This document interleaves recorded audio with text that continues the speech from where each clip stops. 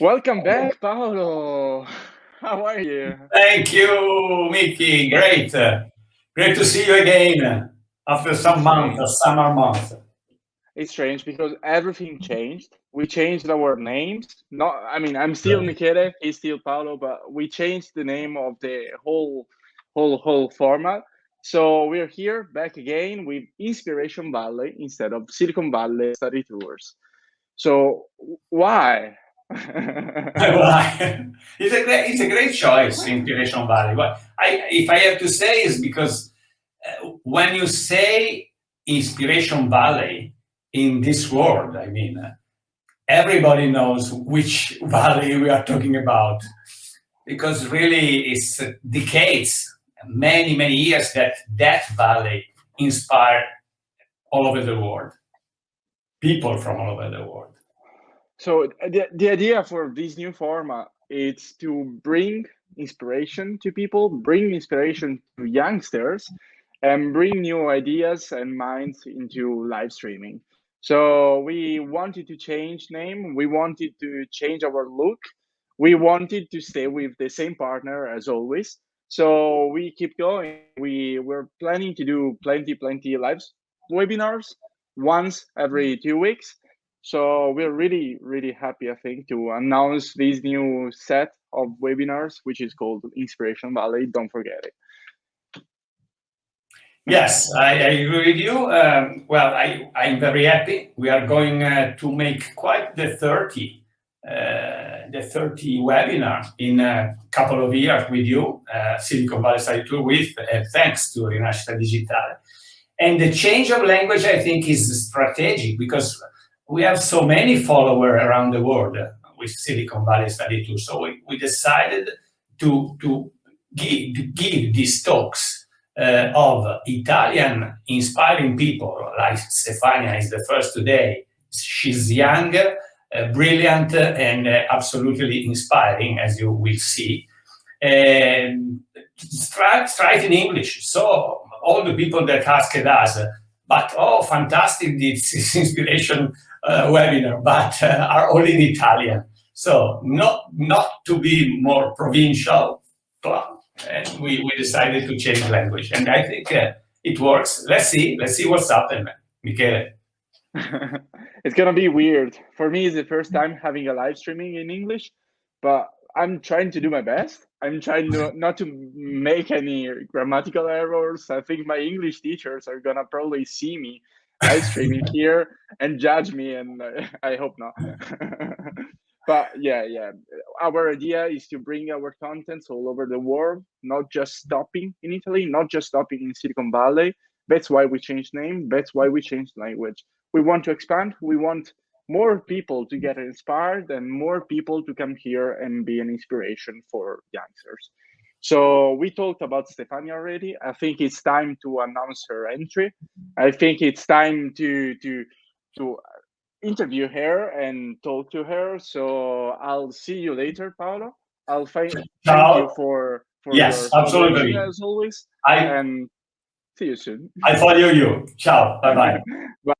Bye. I'm gonna put the intro again, and then we'll be back with Stefania.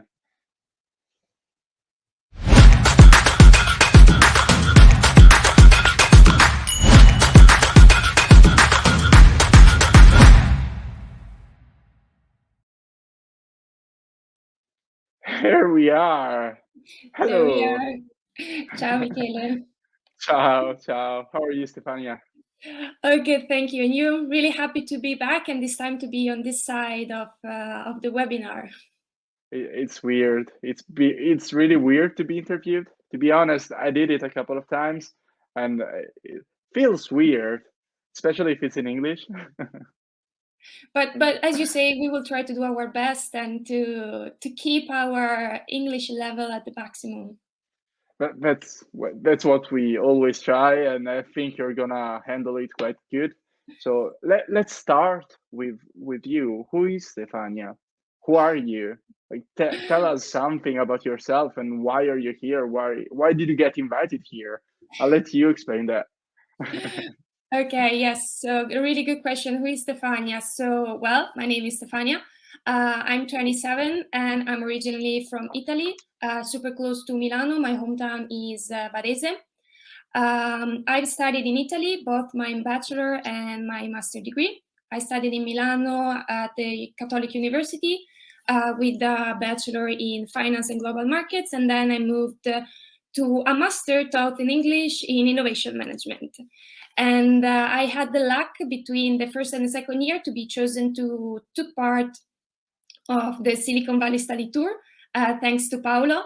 And that was the beginning of my involvement with the Silicon Valley and everything, because thanks to that experience, I was able to go back to the Silicon Valley after my graduation, both to write my master thesis, but also to work. And so I had an experience working for a startup in the United States. And then I decided to come back to Europe so far, because I joined Nestle for the IT part in R&D and innovation. And I think I got invited because I lived in so many countries. And actually, since I'm in this program, I'm also changing my job title and my position quite often. So I think I can have quite interesting tips for young students and for young workers as well. So what, like talking about having fun, what's the best country you lived into? If you could decide one of the countries you've been to, like where would you go for the rest of your life? If you had to, obviously. Oof. Can I say one that I haven't been yet? My list Absolutely. is still long. But no, I think going in different cities and living in different countries is also a good thing for yourself, as you do while changing job. Is also the opportunity to see and to discover and to tick in the list if it's a place that you like or you don't like. So you can say, I don't like something because I tried it, like you do with broccoli, for example. But let's go deeper on what you do as a job. You studied financial. Sorry, can you? Finance and global markets. Okay, exactly. How did you swap to the innovation part? How does it match? How does it work? How did it happen? So actually, it's quite interesting because my first thought was I don't want to study anymore in Italian because for me the approach is really good, but then it's too much focus on the books, and I'm really practical and I like to make my hands dirty. So I wanted to switch and I moved in something taught in English because also I think you're aware of this, but then you have to do a practical part and then you have the text, the exam. So I wanted to be more involved and more close to what I was studying and not just studying the book, give my exam and then basically forgetting what I was studying and then going to the next one. So for me, it was mainly driven by this thing. I wanted to get more practical, but at the same time, I really wanted to focus on something that was really close to my personality. And for this reason, I went for innovation management. I did this master degree, which was really about looking at all the different aspects around innovation, how it can happen inside a small startup, and if you want to make your own startup, or how it can happen inside a big organization. So it was really practical, but also not extremely focused on something that can be finance, for example. So it's really broad. You can apply innovation basically, let's say, everywhere. So this was what clicked in my mind. I'm really thankful for what I did in my bachelor because also it gave me the continuity of what I did in the high school, but also it helped me to be more myself. So I was asking you this question for a specific reason, and you brought it out, which is like innovation is not just computers, it's not just technologies, it's not just digital world. Many people think that innovation is just being able to use this or being able to send them an email. That's not innovation. That's not innovation at all. So the fact about innovation, as you were saying, is that you can apply that to every sector. Everything can be innovated. The way you drink, the way you, I don't know, hold your glass can be innovated continuously and changing and getting better and better. So I was asking you the relation between financial and innovation, because there's always a connection with every aspect of a business and innovation. So I want to ask you, what's your definition of innovation? Yes, really good question. So for me, as you were saying, innovation is about basically everything. So for me, innovation is about being present and aware of what you have around yourself. Because now we have more recent studies, and maybe if you're aware, we can call that we have 10 different types of innovation, but they are mainly focused on 3 categories, which are experience, offerings, and configuration. And if you look at them, you can span in everything from finance to healthcare to insurance to food to everything. And the best thing for me to be innovative and consider innovation is everything is around us, and it's not only the iPhone that you may have in your hand. It's just look around and realize how does this work, and what if this can work in another way, or why is currently working in this way. So your awareness as a human being inside a system, a complex system, now I think is even more complicated than in the past, is what I consider innovation. So is it right to say that innovation is more a mindset than anything else? Yes, I mean, innovation is a mindset. And then, of course, in order to make innovation happen, you need to follow maybe some steps, and that can lead to have a positive outcome. But then, yes, I see people, or I don't know, like, or my parents or any other person around, that just by asking themselves some question, they can happen to have solution or just the thoughts to something that can be different. So definitely innovation is a mindset. And don't get me wrong, it's not something that you must be born with. You can also train yourself. It can be tricky, it can be difficult, but it's a journey. So it's also a way to train your eyes to see the world in a different way. Talking about a journey, and we're here in the valley, in the Inspiration Valley. You did a lot of different jobs. You covered a lot of different roles. What brought you from one to the other, and what's your full story? So yeah, no, that's a really good question, and it makes me think about my whole journey so far. So Because when you decide to change job, unless you've been fired, and that's not good. When you decide to change your job, there must be a reason, which is not just money, as you were saying before. It's the things you learn from that. So I'll let you explain.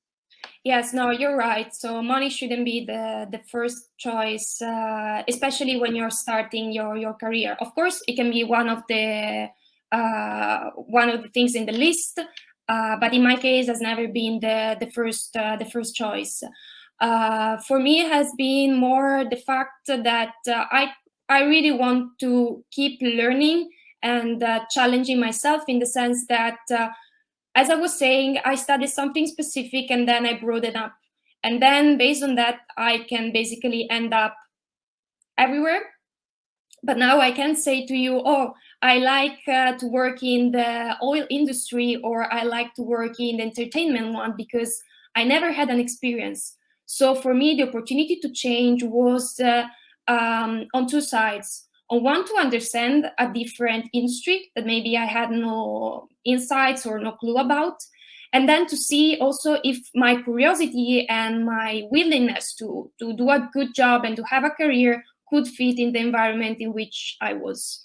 So for me, starting since the beginning to have different internship, or looking or just take opportunities that were coming along, it was also a way for me to say, okay, when I want to land in the job market, when I want to start my career, I already know what I like or what I don't like. So I can avoid to spend my time or to waste my time and time of recruiters or of other people if I already know that is a topic or an industry that I don't see myself into. So for me, it was really continuous learning and continuous challenge myself, and because then otherwise for me it gets boring really easily. So being able to foster and to discuss and to be in a team with interesting people was my main driver. And also it's what led me to enter in this graduate program, which is a program that can be called also trainee program or management program. It's something that a lot of multinationals do. And in my case, I've been changing location every 6 months in the past year. So now I'm in my third location, third place in a year and a half. And in this time, I've changed already like 5 or 6 teams inside the same stream in which I'm working. So a lot of people, different ways of working, different projects with different objectives and different stakeholders. Sometimes it's crazy and it's tough to be able to manage everything, but that's the exciting part for me. What's the best thing of changing your role so often? So for me is increase or enhance my ability to adapt, because I think one key that today can be really something crucial or important during the whole life is adaptability. So being able to question yourself and the way you have started working or the way in which you are working to adapt to a new team or to a new topic or to a new project. So for me is also a really mental stretch. I wouldn't say physical because we are still a little bit of working from home, as you can see from my background. But it's really a mental stretch because even though I'm working with people inside the stream, which is R&D and innovation, there are every kind of people, from solution architect to UX designer, to people that deal with the procurement, with the budget. So it's still a good melting pot, and finding the right tune to talk to all of them by being always me, by appealing always like Stefania, and being able to make me understand, make myself understandable for them, and also understand what they're telling me. Sometimes it's really tough. You work in English or in Italian right now? In English. Okay. Always in English, but sometimes it really depends on what's going on. Sometimes I was in calls in which people were talking in French, even if I don't speak French, but I do understand. So they were like super simple chat, but I would say, okay, you can go with French, is your first language, I just need to follow and I understand. Sometimes I need to work in Spanish because a lot of people are based in Spanish, and it's also a training for me to keep my Spanish because it's my third language. So yes, there's also that part, and plus we have time zones depending on with whom you're working. So it's really like now that you're making me writing down everything, I can understand. I can look like a mess from outside, but it's it's just I sit in front of the computer and I've learned how to self-tune myself depending with whom I'm talking, and then everything goes properly. You just have to know when to change the language, and that's it. Yeah, now also sometimes something in Italian can happen as well. Yeah, it's pretty hard sometimes to do this mental change every time. When I go back to Italy, for example, it's really hard for me to go back to Italian because I'm not used to speaking in Italian here. So when I go back, I'm like, how do you say that thing? Yeah. Exactly. But another thing that I realized on the other side is that this adaptability or this mental elasticity is really part of the package of the soft skills that we have. So the empathy and the ability to talk with people, because then when I need to go on a more technical part, then we need to understand each other without too much sparkling around. If we need to talk about Power BI, dashboard, processes, etc., that's the moment in which everything is not easy, in the sense that if you have something in front of you that is not speaking your same language, in the sense like the technical one, that's tricky. But then if you are on the same page, then you go as a train. But on that sense also, the elasticity and the humbleness to say, I don't know, can you explain it to me? I've seen a lot of people that they have a lot of technical experience and they are willing to spend time with you, even if they are super busy, to teach you something about their job. Yeah, the easiest way to learn a language, I think, is to challenge yourself. Go somewhere and talk to people. And if you don't understand something, you just have to say so. People are always happy to help you and happy to give you answers if I can too. So if I can. So I can see the same thing in my university. When I'm in class and I don't get something, the teacher wants to explain me what he's saying, because in that way then everyone can work better. And if I don't understand a certain concept that you're telling me, it's really hard to work as a team because I don't know that specific part of what you just said. So sometimes it's just better to go full on it and be like, I didn't get that. Can you explain again? With a smile, and be like happy to learn as well, which is one of the things that sometimes you see people that don't know English and they act like they don't have to know English. And that's the worst part, because I mean, we're all here in this world to improve ourselves and learn stuff. So yeah, if you could give an advice on how to learn a new language apart from going to school, obviously, what's the best thing you did for learning English, for example? For me, it was, I had a click in my mind when I was 18. So as you know, and also how it works in Italy, when we are 18, we already had a lot of years of studying English on our back. So for me, it was not always really good English, but yeah. Yeah, exactly. So maybe we are supposed to know English in a certain way when we are 18, but actually it's not, except some lucky cases. But for me, it was really listening to songs and watching films and watching TV series. That was for me the easiest part. Or also learning the lyrics of the songs. That was for me the key. When I was 18, I got my driver license, so I started to drive every day back and forth from high school, and I was making my own CDs because I had an old car, so no MP3 stuff like that. So I was carefully choosing my 20 songs to put in my CD, and then I was learning the lyrics because I was waiting every 3 months before making a new one, because I had to go on the computer, download the song, prepare and everything. And I was like, okay, I will do it once in a while. So, and then I had those 3 months with the same songs, and I had no other choice of learning perfectly every single song.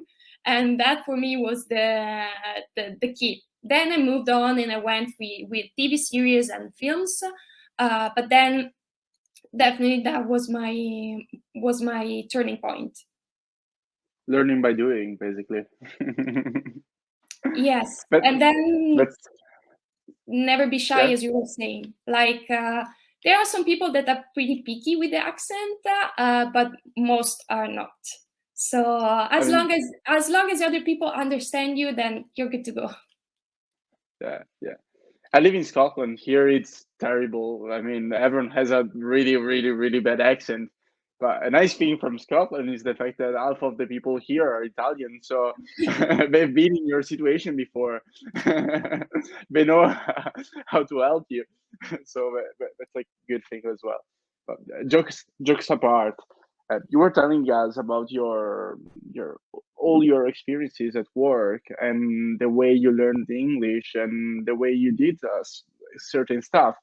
So a thing that constantly comes up in your story is the fact of learning by doing. So putting yourself into troubles and then trying to solve them. Do you agree?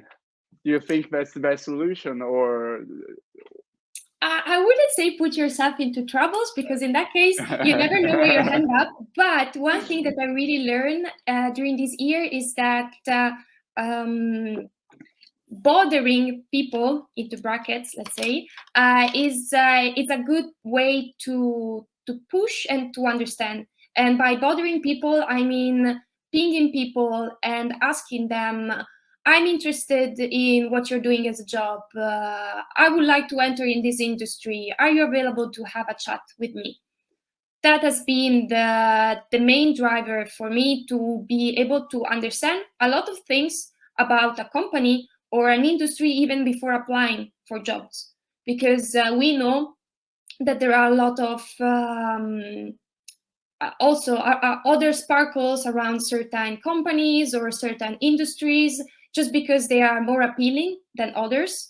And but sometimes you don't know if you are a fit. You just want to go there because it's cool. Like also when you want to choose the high school and you want to go to Liceo Scientifico instead of a technical one just because it's cool and everyone goes there. The same things can happen in high school, but in university, but also in the job market. But then maybe you have the coolest company in the world, but then the culture of the company or the ways of working aren't a fit for yourself, which is also something that you must be aware of. There's nothing wrong in saying, I don't see myself in that company, even though it can be one of the best ones. And the best thing to discover how it works is just to engage with people even before applying.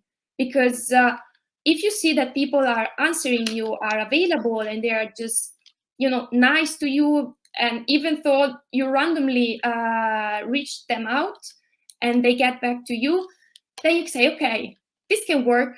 I can feel in myself working with these people, because if you already talk with 5 or 6 and then you get along, you say, okay, this can look like the company culture. And also when you're inside the same place, you can do the same. In my case, I'm in Nestle, 300,000 employees all around the world, huge. No clue maybe what the guys on the other side of the world are doing, but you are one mail away from them, one LinkedIn message from them, and you just ping them. And then you see from people that can be at your same level, even to higher, they just get back to you and they say, okay. Some of them do, some other don't, and that's okay. It doesn't mean that you're not good if you're not get any answer. Maybe they're busy, or maybe they're just thinking about something else. But I can assure you, like, even if it can be a small percentage, people get back to you, and that what can help you to understand if a company is something that can work for you. Yeah, one thing that you slightly mentioned is the fact that it's not only the company choosing for you as an employee, it's also you as an employee to choose the company you want to work in. So sometimes we forget the fact that we are both putting something into it. Sometimes it's like just applying for every job we find online. It is not how it should work in the real life, and it's not how we should apply to a certain job. It's not just because it's cool, or you have to like the company. You have to be aware of their values, of what they want to do, what their mission is. I know it's something that, I don't know, the mission, it's this, I don't think, which is written everywhere and no one really thinks that's real, but it is. I mean, the values of a company are there, and there to be seen and looked at. So I think it's really important for youngsters, especially, to to understand where they want to work and why? Yeah, that's a really good point, Michele, because when we study and when we arrive close to graduation, we just think, okay, I'm just throwing myself in the job market. I try to get to the best companies or get to the coolest job and build my life, my career, etc., etc. But then when you enter in the job market, you understand, okay, but I'm also like a person. I have needs, I have things that I like and I things that I don't like. So it really helped me to be more empathic also towards myself and to understand. And maybe also, like in this case, I'm working for Nestle because I really like the company. I chose the company. I had different offers and I chose to go for this one because one of my dreams, like generally speaking, is to be able to have a job that brings the fire in my eyes. And I saw them a lot when I was in the Silicon Valley, and I was like, I want that thing, I want to be as happy as them. And that doesn't come to have by having like the coolest name. Of course, it can also come from that, but when you really enjoy your work, you don't care, or it's not that you don't care, but in my case, you see, okay, there can be cooler tech companies in which I can go, but then I will miss something that my current company is giving me, and I'm not sure I want to miss that part. And realizing this small thing can give you the boost to stay or to understand also the industry in which you wanna work for the rest of your life.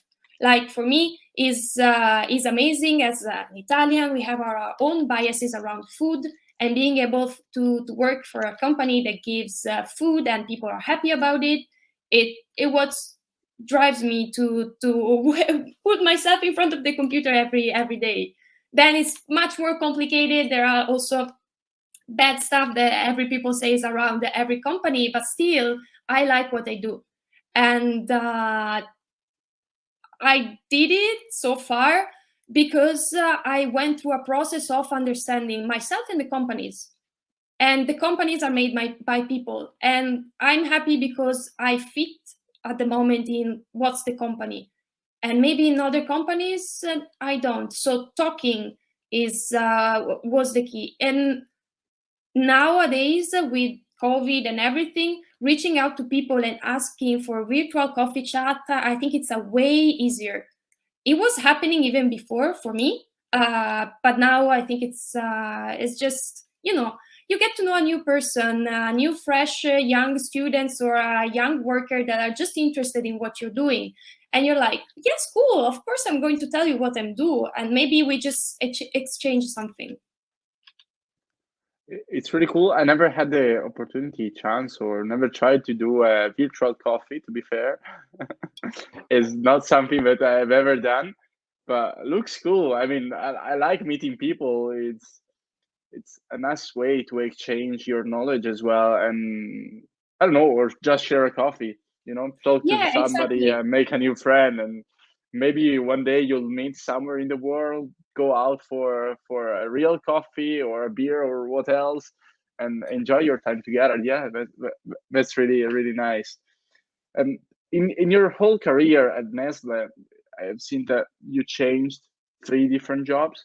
You went from innovation specialist to innovation project lead to innovation manager, which are 3 different roles, like really, really different ones.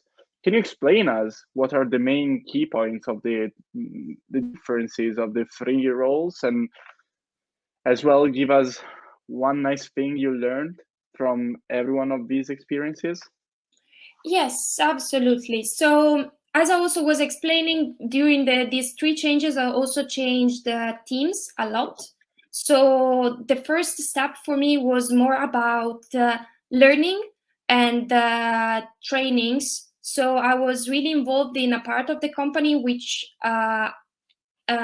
we want to really embed the innovation mindset throughout the whole company. So at the beginning, I was taking these trainings because I was new, I needed to learn, and then I was delivering them.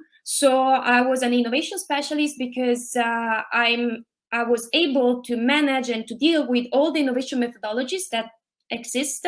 Let's say, I mean, not all of them 100%, but I have a broad knowledge, and I was able, and I'm still able to mix and match them to in order to apply them not only in supporting in processes, but also to make trainings and development for my other coworkers. Because as I was saying before, it's also something that can be teach to people. So giving them the chance to understand more around innovation methodologies is something that can enrich them not only professionally, but also professionally. So the first part was really a lot going around skills, soft skills that are also connected with more hard skills if we want to go inside the business model canvas, value proposition canvas, and all the different methodologies that can foster the customer centricity to bring new innovation. Then in the second step, I was more focused on leading projects, meaning that I was supporting the internal accelerator that we have in Nestle. So I was in charge of managing a team that had a super cool idea, and we incubated them for 8 weeks. So I was again supporting them with the whole innovation funnel, but more on a project management role. So they were doing the job, but I was supporting them and guiding them through the steps to be able then to pitch their idea to the board members, and they got funded, and now they are currently in the pilot phase. Then also I was working with different warehouses to understand some pain points and bring up some new technologies that can be embedded in the warehouses to support some of the problems that different people are facing inside our DCs. And the last one, now I'm just more, let's say, aware of what's the environment and what's around and who are the people. So I'm working also on cross-functional project with other stream to support them, keep learning new skills, but also taking what's their need for innovation and bring them also more on an execution side, what they want, and support them through the whole process. So for the three key learnings, I would say for the first one was listening. So sometimes we tend to think that people that are not super innovative it's just because they never had the chance.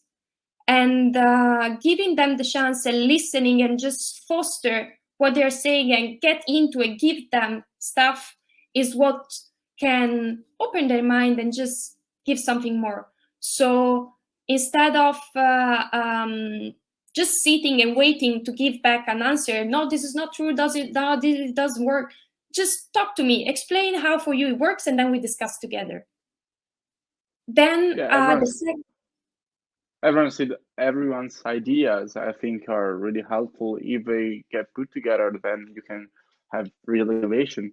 I think innovation doesn't come from a single person, but from a team, from a group of people, from a group of ideas, of minds that put together, they can produce way more than one can do. Exactly. And also sometimes you may have the starting point of a great idea from the shyest one in the room. So not giving them the answers with the spoon, but just waiting for them to come to you and listen to what they have to say. It was key in that first part. And in the second part was more about be adaptable to the different cultures. So I was working on global project, and I was dealing with people from all over the world. And sometimes we know our own biases from the country in which we have grown up, our family, etc., etc. And sometimes it's just difficult to understand how others behave. But then there's nothing wrong. It's just a different way. So sitting and say, okay, I'm not wrong, they are not wrong. Let's find the bridge. that the second part was more about that, because when you need to understand but also to explain to the others what they should do, or you need to gather information from them, so you need to also understand how to ask maybe the same question in 10 different ways, because you are talking with 10 people from different countries, and then you can ask the exact same question, because otherwise you are not going to get the proper answer. So that was the second part. And for the third one now, I think it's more about going out of the comfort zone of my stream. So I'm working with people that are in other part of the company, and they have their ways of working. And also, even though some of them are still in IT, the way in which they behave between themselves is completely different. So understand my role and what I can bring to support them. I cannot arrive like a wrecking ball and say, oh no, we have to change everything. My ways of working is the best one. I need to understand what is already working for them, for the type of work that they are doing, but what I can bring that can support them and make their work easier, and also the team communication and how they behave between each other better. Operation management. Yeah. I wanted to ask you, in all the jobs and roles you covered, what are the key soft skills you had to apply in your career, or develop as well? Or I know that's a question that everyone gets asked in their CV and during a job interview, but I think it's a really, really, really important thing. Sometimes people just search online for a list of soft skills and they just pick one which looks better. But obviously, when you have to work with other people and when you have to do stuff, it's not just a matter of knowing how to do a certain thing. It's a matter of doing it in the best way, which is a soft skill. I mean, everyone can learn how to send an email again, but there are ways to do that which are better than others. The way you write it, the way you explain yourself, the way you the software you use. I don't know. There are certain things that are not hard skills, but are skills that you can take with yourself in different jobs. So, what are your soft skills? So let's see if we can label this as a soft skill. But for me, has been the awareness of being able to change my mind about something. So put yourself in doubt, and then understand, okay, this is not the right way to go on. I can go against everything that I've done before because it was good on the paper, but then it's not good for me. And then getting the support of the others. Sometimes you just understand that something is not working because your boss, or you understand it because your teammates. So for me, it has been really the awareness of there's nothing wrong in change your mind, and adapt it to the flow. Because we can try to plan as much as possible, but then when you're riding it, it doesn't go most of the time maybe how you want. So it's not, for me, it's not about just being extremely polite, or the classical thing that you were saying that you can try, you can find online, is really do not worry about what other thinks. Just look at yourself in your shoes in that moment and with the people that surrounds you. So everything for me is really about awareness, being in the sense that okay, now I'm in Stefania, I'm sitting in my room and I have my colleagues and I'm inside this company. And then maybe at the beginning of the program I was thinking one thing, 6 months after, I changed my mind again, and then again, and then again. Change is something that is embedded in every company, especially in the big companies. And a cycle is around every 3-4 years, something changes. And you can do nothing. You just need to understand it's happening, and then change is the way to go. And yes, so the other skills is just like, don't be afraid of change. This is it's a soft skill that it's not the best one to train when you find yourself in uncertainty moments, but life also outside job is uncertain. So take a deep breath and just go with the flow. I think this is the best soft skill that I think you can develop during the years. Like, be ready for change and don't go against it, and just some parts of it you are not going to like them. It's change, that's why it's happening, but you don't know the outcome, and if it's worse for you, then you can change again. It's a really nice point of view. I like it. It's something that it's really hard to make people understand this. Many times when I tell my friends, oh, I'm gonna go 6 months abroad, I'm gonna do that, I'm gonna change this, I'm gonna move again, change my house, I don't know, everyone is like, why? Can't you just stay there where you are? But there is no progress in staying there where you are, and there is no learning, no outcome from that. I think you get to learn and meet new people, which is also learning. Yes, way more if you do stuff, if you change, as you were saying, if you're able to cope with changes, because that's another thing. Sometimes you choose to change, and sometimes you don't.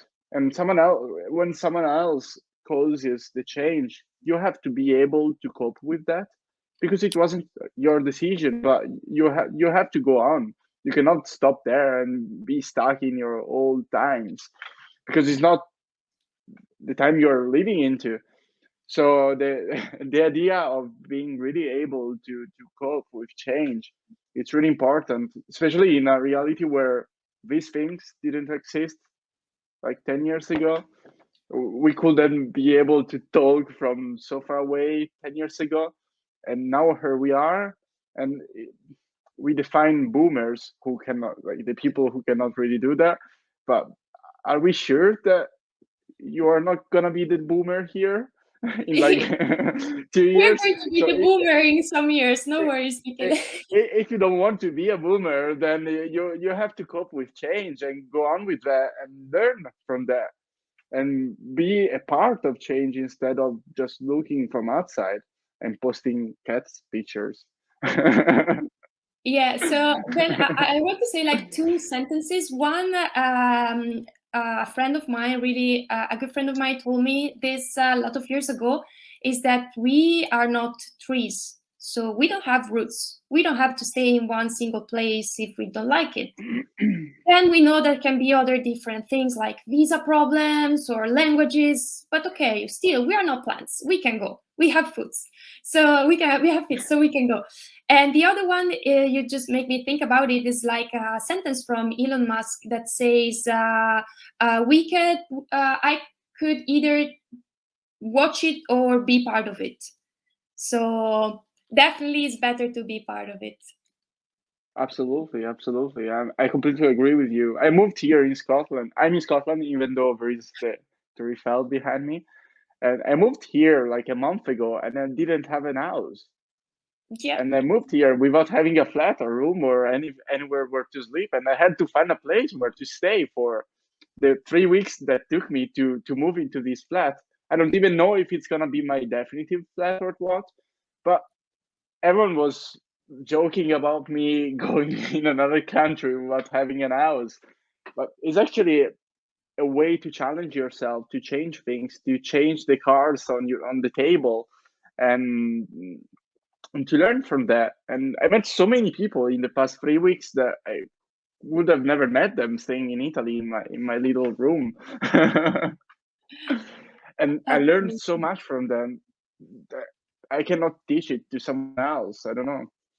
So yeah, I agree with you. But also, like, I don't want to give the, let's say, the impression that in order to be able to train yourself for changes, you need to go around so much, or like as I did. I Well, mean, no, there are different levels, and everyone needs to be aware of their own level. No one is asking to everyone to live in 10 different countries and speak 5 languages. The change can also be like move from one city in Italy to another, or just like join, I don't know, the art club of the city because it's something that you wanted to do since you were a child, or you're just curious about it. So you want to do something different and something new. So there are different aspects of change as well as innovation, and they must be fit for us, for ourselves and our character and our aspiration. yeah, absolutely, obviously. And that's, I think it's one of our last questions, but it's more of a practical one. You're doing this graduate program for Nestle. How does it work, and how do you apply to a program like that? I think it could be Yes, helpful for people who are just finishing their absolutely. uni course or such. So usually this kind of program have different, they are built in different way depending on the company. So the company decides how they want to do it. They can last from a year to 5 years. And they are usually based on rotations. That can be rotations based on places, such as changing offices, and rotation meaning of different parts of the company. In my case, 3 location, the same stream, IT, R&D, and innovation, different teams within the stream. Other ones, you may have a longer time, and then, I don't know, you spend 6 months in finance, then you go for a year in operation, and another year in another part, I don't know, human resources. So these are 2 parts. One, you have like an overview of the whole company. On the other side, you have an overview maybe of a part of a company, but really in depth. And how it works to get into, well, you need to apply first of all, and then usually the steps are between 4 to 6, 7. It really depends on the company, and they go through the first usually assessment where an HR is calling you. Then maybe you have to do some online assessment, the blind interview where you have to talk in front of the computer, but then I don't have you, Michele, just talking with myself and answering some random questions. And then you start to talk with people face to face or virtually, which you may have business cases to do by yourself or with other people. And then you have group dynamics as well. And this type of assessment can last only 1 day or more days. So if you pass the first step, you go to the second one, and so on. And the last part is always talking with the managers you're going to work with. And this last part is what we were saying before, is when you arrive at that level, is not anymore about your skills, it's about your cultural fit with the company. So in that moment, they want to see, okay, you are one of the best ones, because these programs have an acceptance rate which is really pretty low. And in that moment, the managers are saying, okay, you are a good fit for the culture of the company. So for all the people that maybe will try to undergo to any of these interviews process, if you arrive to the last step and then you don't make it, it's just not because you're not good enough. It's just because the company is not a good fit for you as a person. That's a really good point of view, to be fair. Sometimes when you get refused for a job or something, you think you're not the right person, and you're not the right person for them. Maybe you are for Exactly. something else, somewhere else, someone else. And yeah, it's a really nice point of view. I never thought about that, but I'll thank you for that. If I have to ask you the last question just to wrap up everything, which is, if you had to summarize what you brought into this interview, and give out like an inspirational phrase or close thing for this this interview, what would you say? Yes, I like this question. So for me, And also, No, you like, don't, but no, I like it because it took me a lot of time. It's also when I was starting, it's just like everything is always around the CV, the skills, the hard skills, where you have started, your the numbers that you have on your resume. But for me, what really matters is like, it's always, for me, it's human-centered design. We are at the center. You are at the center. Just realize how you can make the puzzle around you working in the best possible way. So there are some constraints that we know. Some companies make some constraints, but then that's not the point. You are the point, and then you have to find the right path for you. And then if you keep clashing towards something that you want on the paper and you don't get it, is because maybe at the moment is not the right one for you, because then when you get into the right one, you just start running and you don't even understand what's going on, but everything is like, oh my God, now it's perfect. Why I wasn't thinking about this before? So don't burn yourself on the outside expectation. They are high and sometimes they are pretty harsh. Keep your standards high in the sense you want the best for yourself. That's, I think, it was what I've learned in my short career so far. And some days I'm harsh on myself and say, okay, I don't have this on the CV, I should study more and do some stuff. But then I just get back, okay, it's not only about that. I like this way of thinking, and I like this end phrase for this webinar. So Stefania, I thank you for being here and being interviewed by me. Thanks to you, Thank Michele, you. for having me. No worries, you're more than welcome to come back whenever. So have a good day, have a good night, and thank you for everything again. Thank you, Michele, and thank you, everyone. Bye. Bye.